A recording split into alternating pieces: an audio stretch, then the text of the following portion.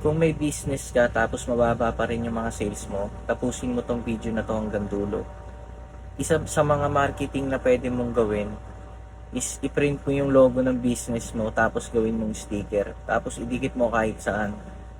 No, mas maganda ipalaganap mo yung sticker mo sa mga matataong lugar, let's say sa mga palengke, kaganyan.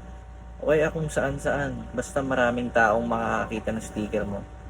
Mas maraming mako-curious kung ano ba yung nakita nilang sticker na yun. Ngayon, sa search ka nila online, ngayon, pwede mo sila ma-convert na customer o client, di ba?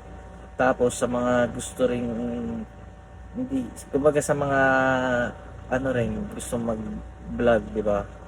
YouTuber, di ba? Karamihan yung mga nakikita nyo, mga motovlog, namimigay ng mga sticker, di ba? Kasi magandang marketing talaga yun.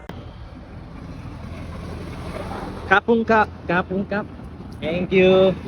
Ingat sir, binigyan ko ng sticker, puta anis.